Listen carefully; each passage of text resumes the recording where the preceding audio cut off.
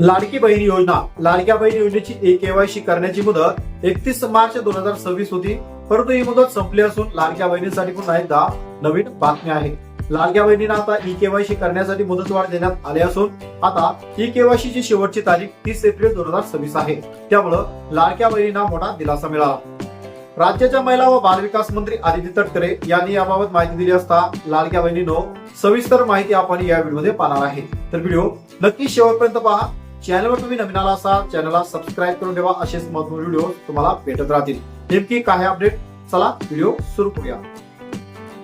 लाडकी बहीण योजना ही शिंदे सरकार यांनी सुरू केलेली आहे. विधानसभा निवडणुकीआधी सरकारकडून जाहीर करण्यात आलेल्या लाडक्या बहीण योजनेच्या माध्यमातून गरजू महिलांना बँक खात्यावर प्रत्येक महिन्याला 1500 रुपये निधी हा जमा करण्यात येतो. या लोकप्रिय योजनेचा फायदा महायुती सरकारला चांगल्याच पद्धतीने झाला. आता मात्र या योजनेत बोगस लाभार्थी सुद्धा याचा लाभ घेत असल्याचं सरकारच्या निदर्शनास आलं.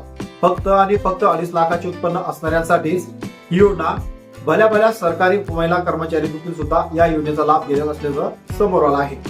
या योजनेच्या प्रकारावर अंकुश लावण्यासाठी ई-केवायसीची संकल्पना अंमलात आणली होती आणि बोगस लाभार्थ्यांना या योजनेपासून गेट आउट करण्याची योजना आखली होती.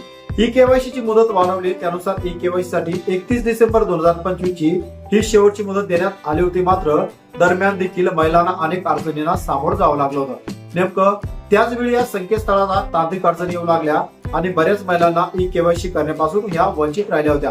तरी 1,70,00,000 महिलांना ई-केवायसी करण्यामध्ये यश आलं होतं. मात्र अनेक महिलांनी कुटुंबातील व्यक्ती सरकारी नोकरीत आहे किंवा नाही यासाठी देण्यात आलेल्या पर्यायातून चुकीचा पर्याय निवडल्यामुळे अनेक महिलांना 1500 रुपयाचा हप्ता हा आपोआप बंद झाला.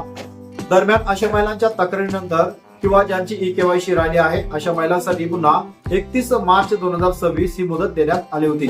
ती देखील संपल्यामुळे मात्र त्याच दरम्यान आता पुन्हा नवीन मुदतवाढ देण्यात आली असून 30 एप्रिल 2026 ही तारीख करण्यात आलेली आहे.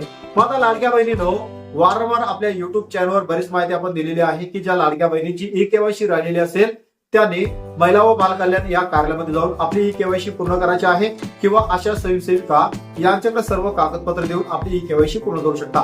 तर लाडक्या बहिणींनो तुम्हाला जानेवारी आणि फेब्रुवारीचा हप्ता मिळाला आहे का किंवा समोरचा हप्ता तुम्हाला जर मिळवायचा असेल आणि तुमची प्रोफाईल जर अपडेट करायची असेल तुम्ही महिला बाल कल्याण मध्ये जाऊन तुमची प्रोफाईल अपडेट करू शकता. व्हिडिओमध्ये जी माहिती आपण दिलेली आहे ही आदिती तटकरे यांनी दिलेल्या माहितीच्या आधारे आपण हा व्हिडिओ बनवला आहे. व्हिडिओमधील माहिती कशी वाटली, माहिती आवडली असेल तर व्हिडिओला नक्कीच एक लाईक करा.